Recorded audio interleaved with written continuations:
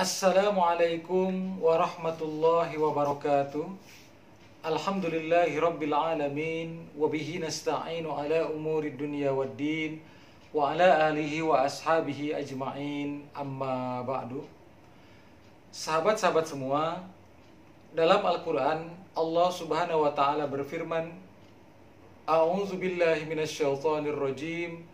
Wa ma khalaqtul jinna wal insa illa liya'budun. Ma uridu minhum min rizqi wa ma uridu ayyut'imun. Sahabat-sahabat semua, dalam ayat tersebut Allah menjelaskan kepada kita bahwa tujuan diciptakannya kita ke dunia ini adalah untuk beribadah kepada Allah Subhanahu wa taala. Tujuan kita diciptakan oleh Allah adalah untuk mengabdi, untuk beribadah kepada Allah Subhanahu wa taala. Terkait ibadah ini, tentu setiap orang mukmin, setiap orang beriman, setiap orang muslim sangat berharap agar ibadahnya diterima oleh Allah. Agar seluruh amal ibadahnya, apapun bentuknya, bisa menjadi amal ibadah yang diterima oleh Allah Subhanahu wa taala. Karena memang pada kenyataannya belum tentu semua ibadah itu diterima oleh Allah. Ada orang-orang dan mungkin yang ketika ibadah itu dia tidak diterima oleh Allah karena berbagai sebab. Oleh karena itulah maka kita harus bisa mewaspadai hal tersebut. Terkait sholat 5 waktu misalnya. Orang yang sholat 5 waktu itu setiap hari di mana-mana orang sholat 5 waktu. Orang muslim, orang mukmin tentu melaksanakan kewajiban sholat 5 waktu. Pertanyaannya adalah, apakah setiap orang yang sholat 5 waktu pasti akan diterima sholatnya oleh Allah? Ternyata jawabannya belum tentu. Bisa saja sholatnya itu diterima, bisa jadi juga tidak. Ketika bulan Ramadan misalnya, banyak orang berpuasa di mana-mana. Muslim, baik dia dewasa ataupun yang masih remaja, bahkan anak-anak begitu, selama dia sudah balik, dia sudah mendapatkan kewajiban berpuasa. Pertanyaannya adalah, apakah ibadah puasanya itu pasti diterima oleh Allah? Ternyata jawabannya belum tentu. Oleh karena itulah maka hal ini harus kita pahami bersama, harus kita waspadai. Jangan sampai ibadah kita itu menjadi amalan ibadah yang sia-sia belaka. Dalam istilah Sunda itu ada istilah gawe capek teka pake. Gawe capek teka pake. Artinya adalah orang yang sudah berikhtiar ya dengan usaha yang maksimal akan tetapi kemudian ibadahnya tidak diterima oleh Allah. Sudah lelah dia, sudah capek dia melakukan sesuatu tapi ternyata tidak ada nilainya. Tidak menjadi amalan yang bermakna, menjadi amalan yang diterima oleh Allah. Nah, tentu saja kita harus menghindari hal itu. Dan untuk menghindari hal itu maka harus kita pahami terkait dengan beberapa hal. Yang pertama yang harus kita pahami adalah bahwa tentang ibadah kita diterima ataukah tidak, pada hakikatnya itu hanyalah merupakan hak mutlak Allah Subhanahu wa taala. Pada hakikatnya hanya Allah yang bisa menentukan apakah ibadah seseorang itu diterima ataukah tidak oleh Allah. Kita tidak bisa memvonis ibadah orang lain itu sebagai ibadah yang ditolak misalnya. Atau begitu juga sebaliknya. Kita tidak bisa mengklaim ibadah kita ini adalah ibadah yang diterima oleh Allah. Karena pada hakikatnya, diterima atau tidaknya amal ibadah seseorang hanyalah merupakan hak mutlak Allah Subhanahu wa ta'ala. Itu yang pertama, dari sisi hakikatnya. Akan tetapi, dari sisi syariatnya, ada beberapa hal yang harus kita perhatikan agar ibadah kita diterima oleh Allah. Ada beberapa hal yang harus kita harus kita perhatikan dengan baik agar ibadah kita menjadi ibadah yang diterima oleh Allah.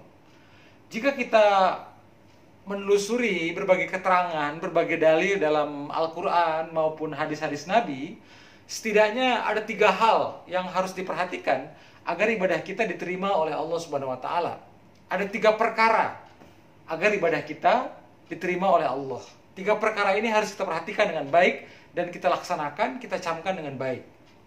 Yang pertama, agar ibadah kita diterima oleh Allah adalah ibadah apapun yang kita lakukan harus benar dan lurus niatnya. Itu yang pertama. Ibadah apapun yang kita lakukan harus benar dan lurus niatnya. Apa niat yang benar dan lurus? Yaitu kita melaksanakan ibadah semata-mata hanya untuk mengharapkan keridhaan Allah Subhanahu wa taala. Kita semata-mata melaksanakan ibadah hanya dalam rangka tunduk dan patuh terhadap aturan Allah Subhanahu wa taala. Kita melaksanakan ibadah karena memang kita menjalankan perintah Allah. Itulah niat yang benar dan lurus ketika melaksanakan ibadah. Ini adalah kunci pertama jika kita ingin menjadi orang yang ibadahnya diterima oleh Allah. Jangan sampai ketika kita melaksanakan ibadah misalnya kita memiliki tujuan untuk mendapatkan pujian orang lain misalnya. Kita melaksanakan ibadah haji misalnya karena ingin disebut sebagai orang mampu oleh tetangga di sekitar kita misalnya. Kita bersedekah karena ingin disebut sebagai orang dermawan oleh orang-orang di sekitar kita misalnya. Kita melaksanakan sholat karena ingin disebut sebagai orang soleh oleh keluarga kita misalnya. Nah, tentu saja hal-hal seperti itu harus dihindari karena itu bisa merusak ketulusan niat dan kebenaran niat kita. Sehingga kalau sampai tercemari oleh hal itu, maka kemudian itu bisa mengancam ibadah kita menjadi ibadah yang tidak diterima oleh Allah Subhanahu wa taala. Dalam sebuah keterangan disebutkan kam min amalin yatasawwaru bi surati a'mali dunya wa yasiru bi a'malil akhirah bi husnin niyat. Betapa banyak amalan yang itu terkesan sebagai amalan yang duniawi semata, ya. Secara lahiriah dia adalah amalan duniawi semata, akan tetapi ternyata wa yasiru bi a'malil akhirah. Ternyata dalam kenyataannya itu menjadi amalan ukhrawi yang besar pahalanya. Kenapa? Bi husnin niat, karena niat yang baik, karena niat yang benar. Tapi begitu juga sebaliknya. Wa kam min amalin yatasawwaru bi surati a'malil akhirah wa yasiru bi a'malid dunya bisu'in niat. Tapi begitu juga sebaliknya. Betapa banyak amalan yang mungkin sekilas secara lahiriah dia itu nampak seperti ibadah amalan yang ukhrawi, yang besar pahalanya di sisi Allah. Tapi ternyata dalam kenyataannya wa yasiru bi a'malid dunya, ternyata dia hanya menjadi amalan yang sifatnya duniawi belaka, sia-sia dalam pandangan Allah. Kenapa? Bisu'in niat, karena niat yang jelek, karena niat yang salah. Nah, itulah yang pertama yang harus kita perhatikan agar ibadah kita diterima oleh Allah, yaitu harus benar dan lurus niatnya. Kemudian yang kedua yang harus kita perhatikan adalah ibadah yang kita lakukan harus tahu ilmunya. Harus tahu, kita ketika melaksanakan ibadah itu harus disertai dengan ilmu, begitu. Karena ibadah kita, khususnya ibadah kategori mahdoh, ibadah-ibadah ritual itu harus mencontoh pada contoh yang diberikan oleh Rasulullah. Harus sesuai dengan petunjuk dari Allah dan contoh dari Rasulullah. Dan bagaimana mungkin kita bisa melaksanakan ibadah itu sesuai dengan petunjuk dari Allah dan sesuai dengan contoh dari Rasulullah kalau ibadah kita tanpa ilmu, begitu. Kalau ibadah kita tanpa disertai dengan ilmu. Orang yang ibadah tanpa ilmu, orang yang melaksanakan ibadah tanpa ilmu, maka dia tidak akan benar ibadahnya. Dan orang yang tidak benar ibadahnya pasti tidak akan diterima oleh Allah Subhanahu wa taala. Nauzubillah, summa nauzubillahi min dzalik. Oleh sebab itulah maka dalam sholat ada ilmunya, dalam puasa ada ilmunya, dalam ibadah haji ada ilmunya, dalam zakat ada ilmunya, dalam umroh ada ilmunya, dan dalam berbagai amal ibadah lainnya juga ada ilmunya. Karena memang ibadah yang benar adalah ibadah yang dilandasi oleh ilmu, agar kita bisa melaksanakan ibadah sesuai dengan petunjuk dari Allah dan sesuai dengan yang dicontohkan oleh Rasulullah SAW. Itu yang kedua. Nah, terkait hal ini ada keterangan yang sangat penting untuk kita renungkan, ya. Ulama mengatakan fakulluman bi ghairi ilmi ya'malu a'maluhu mardudatun la tuqbalu. Siapa saja orang yang beramal tanpa ilmu, fakulluman bi ghairi ilmi ya'malu, barang siapa yang beramal tanpa ilmu, a'maluhu mardudatun la tuqbalu, maka amalnya itu mardudatun, akan ditolak, la tuqbalu, tidak akan diterima oleh Allah Subhanahu wa taala.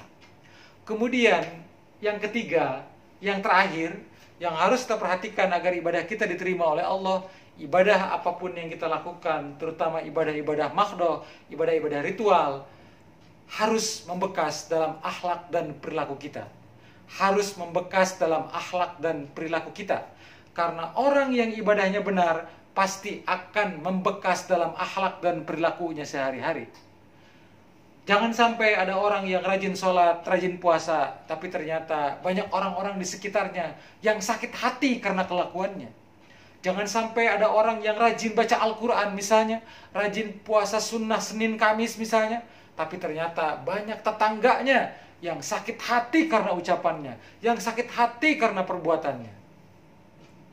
Nah, kemudian ini adalah hal yang sangat penting karena orang yang ibadahnya benar, ibadahnya baik, begitu, dia akan tercermin dalam akhlak dan perilakunya yang baik, begitu.